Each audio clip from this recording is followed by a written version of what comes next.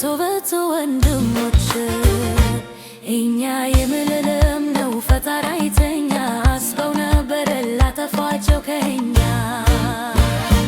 ወንድሞች መተው ሆንኩኝ ደስተኛ እኛ የምልልም ነው ፈጣሪ አይተኛ ደስታችንን ይመር ችግሩ ተቃሎ እህታችን መርሲ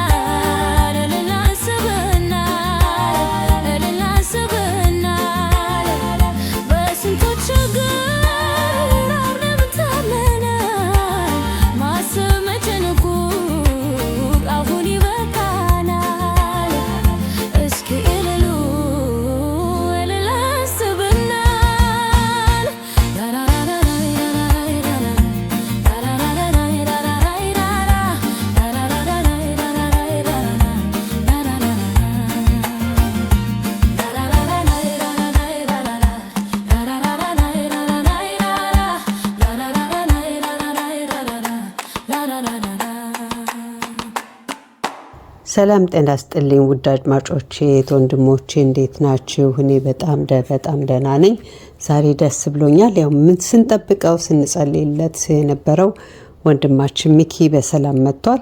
ሌላኛውም ወንድማችን ሚኪ ጎጆ ቲዩብም በሰላም ወደ ቤቱ ገብቷል። በጣም ደስ ይላል። ዛሬ መቼም ብዙዎቻችሁ እርግጠኛ ነኝ ደስ ብሏቸዋል። ግን ሁንና ያው የቪዲዮ መጨረሻ ደስ አላለንም። ምክንያቱም ምን ይሆን የሚለው የሁላችንም ጥያቄ ነው። ግን እስኪ ለማንኛውም እቺ ቪዲዮ አይተን ተመልሰንም እናንተ ራሱ የተነካካችሁትን ሰው አላወቃችሁም፣ የገባችሁበትን ነገር አላወቃችሁም። እሺ ስሙ ቶማስ ይባላል። ስሙ ቶማስ። ስለዚህ ይሄን ነገር ሁሉ ሲያሰራሽ የነበረው ሰው ቶማስ ነው ማለት ነው። ከዚህ ነገር ሁሉ ጀርባ ቶማስ እንዳለ አውቃለሁ። እኔ ያው ቶማስ ነው የሚያዘኝ ማለት የምትቀበያቸው ወንጀሎቹ እንዳለ እያንዳንዳቸው ዳኒ ነው የምታሰሪው ማለት ነው? አዎ ዳኒ ነው አሰራለሁ።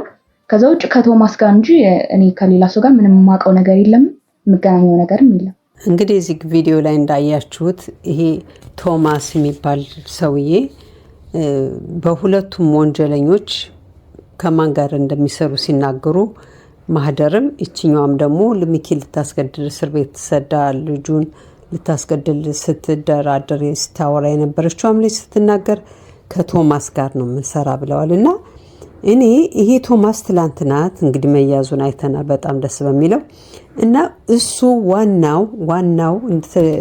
ዋናው የዚህ ሁሉ የወንጀል አቀናባሪ ዋናው ነው የሚመስለኝ። ለመመሰላችሁ እንደው መርሲ ራሷ የሚኪ እህት አፈቀርኩ ብላ የምትለው ሰው እሷ ብትጠራውም በሌላ ስም ይሄንኑ ቶማስ ነው ብዬ ነው ያሰብኩት። ለምንድን ነው ቶማስ የሁለቱም ጋር ወንጀሉን በደንብ የሚያሰራቸው ደግሞ በጣም እንደሚፈሩት ተናግረዋል። ሌላው ደግሞ እንግዲህ አሹ የሄደበት እዛ ቤት ገብቶ ልጅቷን ሲያፋጠጥበት የነበረው ጊዜ ስትናገር ካሳሁን የሚያናግረው ሰው አለ ብላለች። የሚያናግረው ሰው ሲያናግረው ትሰማለች። ያንን ሰው ሲያናግር ይፈራል። የሚያናግረው ደግሞ ሳምሶም ይባላል። ምናልባት እነዚህ ሰዎች ታውቃላችሁ ወንጀለኞች ብዙ ጊዜ እንደለመድነው 2-3 ስም አላቸው እና ምናልባት ይሄ ካሳሁን እሷን አፍኖ ያለው ሰውዬ ቶማስ ይሆን የሚያዝዘው ብዬ አሰብኩኝ። ሳምሶን ብሎ ስሙን ቀይሮ እሱን የሚያዝዘው ነገሮች የሚያስፈጽመው ብዬ አሰብኩና ታዲያ አሁን ሳምሶን ከተያዘ ወይም ደግሞ ቶማስ ከተያዘ የመርሲ የመገኘት እድሏ ቅርብ ነው ብዬ ነው የማስበው። እንዴት አገባችሁ አባባሌ? አሁን ዛሬ ሚኪን እሷን ማግኘት ትችላላችሁ፣ እሷን አግኙልኝ ምናምን ሲል ስለሰማሁት ነው። ግዴታ መናገር የለብኝም ስለ ሰውየው። ግን እሷን ለማግኘት ያው በምናደርገው መንገድ አገኘዋት ብሏል። እሱ መናገር ያልፈለገው ነገር ቢኖርም እኔም ደግሞ ሳስበው ዋናው እንግዲህ ቶማስ ነው የዚህን ሁሉ ቅንብር የሚያደርገው አይደል? ቶማስ ከሆነ ቶማስ ካሳሁንም ሆነ ሳምሶንን ያውቃቸዋል። ሳምሶም ራሱ ነው ቶማስ ነው ብዬ ነው የምለው።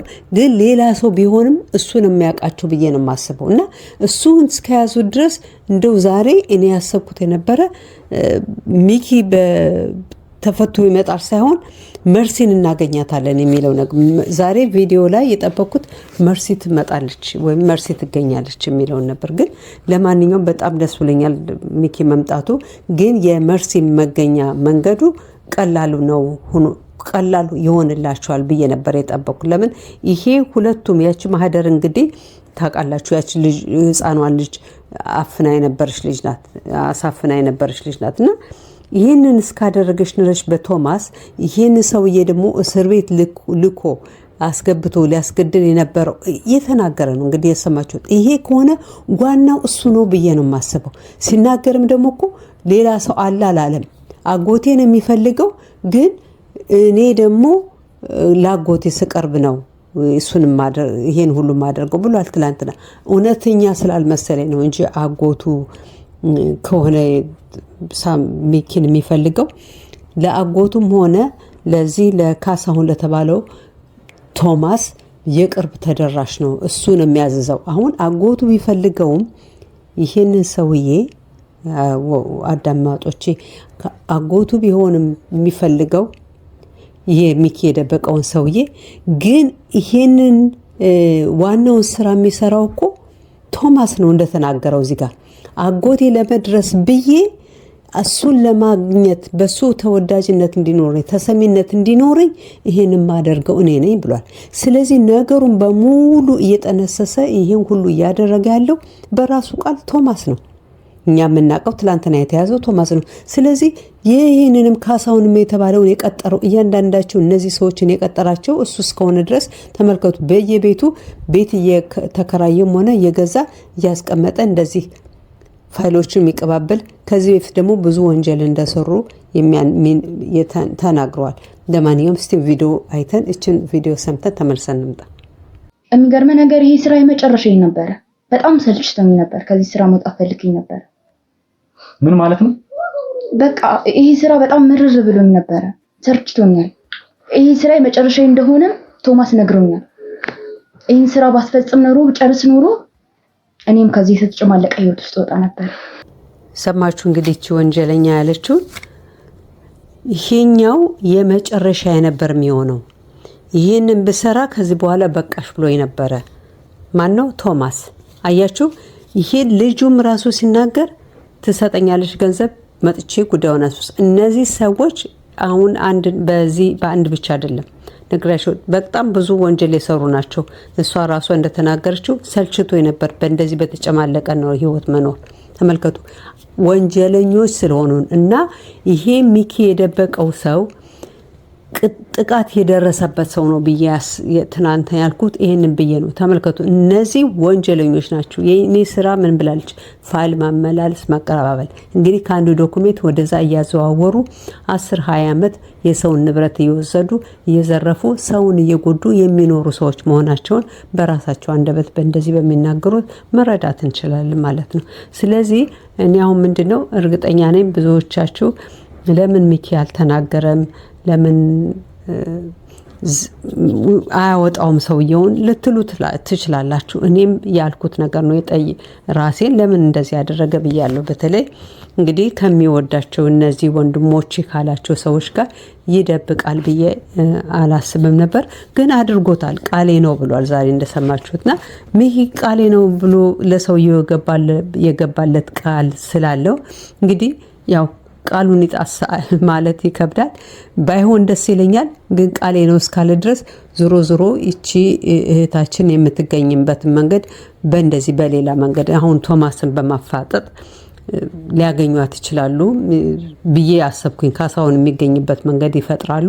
ከዛ በኋላ ያገኙታል ብዬ ተስፋ አድርጋለሁ። ለማንኛውም ግን ወንድሞቼ፣ አድማጮቼ በእውነት ነው የምላችሁ ሚኪን አድንቄዋለሁ። በሌላ መንገዱ እንዴት አይነት ቃሉን አክባሪ ነው። አይገርምም?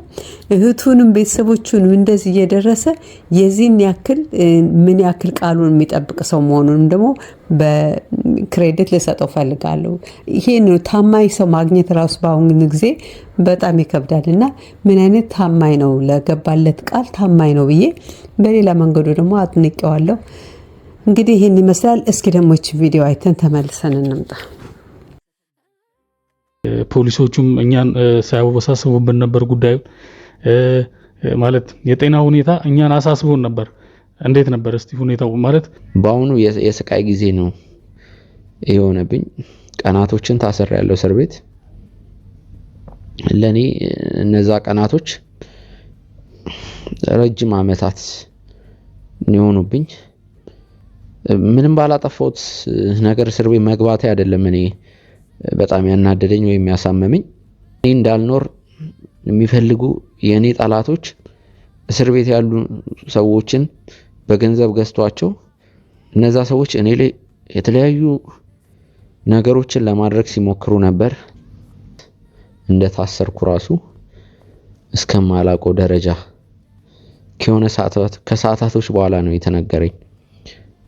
አካባቢን በማወክ ከሰዎች ጋር አላስፈላጊ ጸብ በመፍጠር በዛ ክስ ነው የታሰርኩት።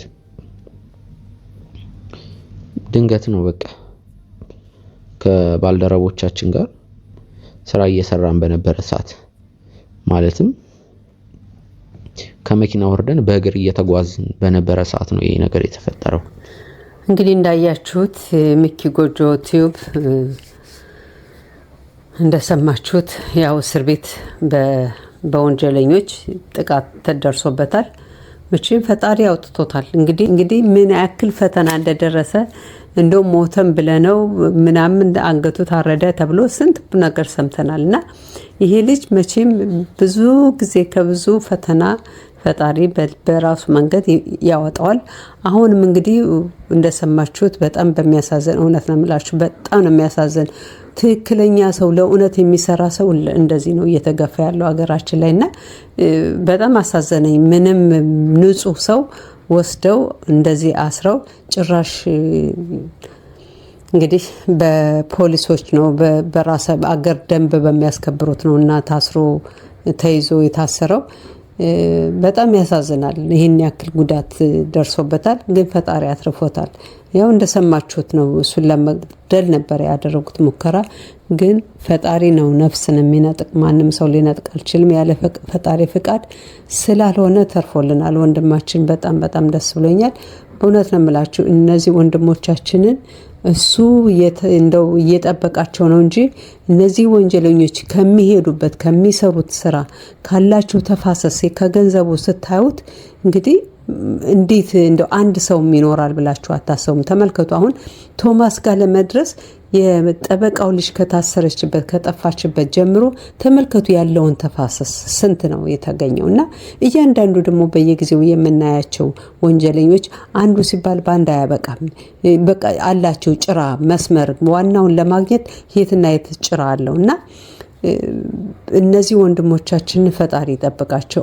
ፈጣሪ ከእውነት ጋር ነውና ሁሌም እሱ ከለላ ይሆናቸዋል። እሱ ይሆናቸው እንጂ በእውነት ነው የምላችሁ በጣም ያሳዝናል። አሁን ለሚኪም እንደምናውቀው እንደሰማነው ምን ያክል ሂደት ሄደው ነበረ። ግን ያው የፈጣሪ ፍቃድ ሳይሆን የሚሆን ነገር የለም። ለሁለቱም ደግሞ ለሚኪ ጎጆ ቲዩብም እንዳያችሁት ሞክረውት ነበር፣ አልተሳካላቸውም እና ፈጣሪ ምስጋና ይሰጠው። ለፈጣሪ ምስጋና፣ ሌላ ምንም ማድረግ አይቻልም። ለማንኛውም ለሁለቱም ወንድሞቻችን በሰላም ቤታቸው ስለመጡ በጣም ደስ ብሎኛል። ደግሞ እንግዲህ የሚኪ እናት በእውነት ነው የምላችሁ የሁላችንም እናት ናቸው። በጣም ነው ያሳዘኑኝ። አንድ እናት እንደዚህ በልጆቿ በመደሸቻዋ ሰዓት በቃ እፎይ በማለቷ ሰዓት እንግዲህ በልጆቿ በሀሳብና በእንትን እየተጨነቀች ነው። ፈጣሪ ለሷም ለእናታችን ይድረስላት፣ እሱ ጤናዋን ይስጣት። ልጇም ደግሞ ተመልሳ እንግዲህ የምናይበት ቀን ፈጣሪ ያቅርበው ላለሁ። ውድ አድማጮቼ ስላዳመጣችሁኝ ከልብ አድርጌ አመሰግናችኋለሁ። አስተያየታችሁን አነባለሁ። እኔ በጣም ነው የማመሰግነው።